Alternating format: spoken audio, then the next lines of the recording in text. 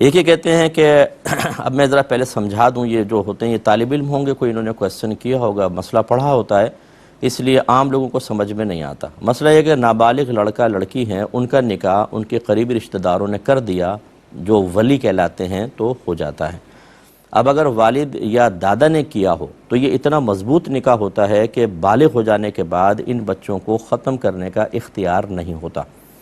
لیکن اگر کوئی اس کے علاوہ کرتا ہے، جیسے ماموں نے کر دیا، چاچا نے کر دیا، باپ اور دادا کے علاوہ حتیٰ کہ والدہ نے کر دیا، تو جیسے ہی بچے بالغ ہوئے، اگر ان کو پتہ چل جاتا ہے کہ بچپن میں ہمارا نکاح کیا گیا ہے، تو شریعت ان کو ایک اختیار دیتی ہے کہ آپ چاہیں تو نکاح باقی رکھیں اور چاہے تو ختم کر دیں۔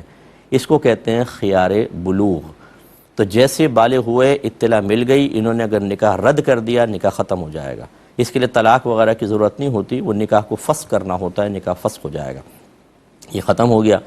لیکن یاد رکھیں کہ باپ دادا بھی اگر نابالغی میں بچوں کا نکاح کریں گے تو صحیح جگہ کرنا ان کے لیے لازم ہوگا۔ لہٰذا اگر پہلی مرتبہ ہے ایک بچی کا کر دیا تو اس کے لیے تو فقہاء نے فرمایا ٹھیک ہے، باپ دادا کا نکاح بڑا مضبوط ہوتا ہے، کیونکہ وفور شفقت بہت زیادہ ہوتی ہے، ان میں پیار محبت بہت زیادہ ہوتی ہے، تو امید ہے کہ صحیح جگہ کیا ہوگا۔ لیکن اگر ثابت ہو جائے کہ غلط جگہ کیا ہے، جوڑ ٹھیک نہیں ہے، غلط قسم کے لوگوں میں کر دیا ہے، تو پھر یاد رکھیں اگلے بچوں کے لیے باپ دادا کا یہ اختیار، یہ حق بھی سلب ہو جاتا ہے، اور بچوں کا نہیں کر سکتے ہیں وہ۔ ہمارے ہاں مطلب شریعت چونکہ ہم جانتے نہیں ہیں، کہیں تو بچے سرکش ہو رہے ہیں اور کہیں بڑے اپنے اختیارات کا غلط استعمال کر رہے ہیں کہ وہ کہتے ہیں کہ جہاں ہم نے اشارہ کر دیا وہاں تمہیں نکاح کرنا ہوگا، اس کے علاوہ نہیں کرنا ہوگا۔ یہ تو نابالغ بچوں کا مسئلہ ہے کہ اگر ایک کا غلط کر دیا تو اگلے کے لیے ان کا اختیار سلب کر لیا جائے گا۔ یہاں بالغوں کے ساتھ زبردستی کر کے اور بے جوڑ نکاح کروا دیے جاتے ہیں، اور اس میں بچے سخت اذیت والی زندگی گزارنے پر مجبور ہو جاتے ہیں، اور بعض اوقات تو بعد میں وہ چلتی نہیں ہے لائف، زندگی ڈسٹرب ہو جاتی ہے، وہ طلاقیں ہو جاتی ہیں۔ بلکہ یہاں تک میں نے دیکھا ہے کہ کبھی ضد میں بچوں کی شادی کروا دی گئی ہے کہ ہماری ضد ہے، کرنا ہی پڑے گا۔ جب ہو گیا، اب لڑکا کہتا ہے میرا ذہن نہیں مل رہا، میں پریشان ہوں، تو ماں کہتی ہے اچھا چاہو تو طلاق دے دو۔ یعنی اپنی ضد پوری کر کے آپ نے کسی کی بچی کی زندگی کو برباد کر دیا، اور اب آپ کہتی ہیں اب طلاق دے دو، ٹھیک ہے تم اپنی مرضی سے کر لو۔ تو پہلے ہی سب چیزیں کہاں چلی گئی تھیں؟ تو خدا نہ خواستہ میں بچوں کو کوئی جرأت مند یا دلیر نہیں کر رہا ہوں ماں باپ کے خلاف، آپ کو بھی دائرہ ادب میں رہنا ہوگا، اور ماں باپ کی مرضی سے جو کام کیا جاتا ہے ان کی دعاؤں کے ساتھ اس میں بے حد برکت بھی ہوتی ہے، اس کا انکار نہیں ہے۔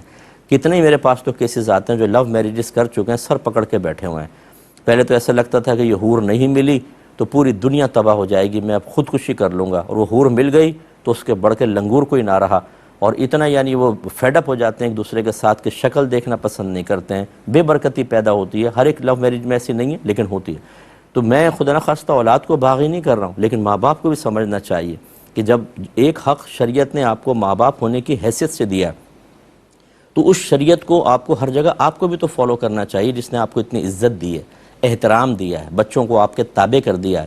وہی شریعت نکاح کروانے کے سلسلے میں آپ کے لیے بھی تو کچھ ہدایات فراہم کر رہی ہے۔ کبھی آپ نے وہ ہدایات جاننے کی زحمت گوارہ کی ہے؟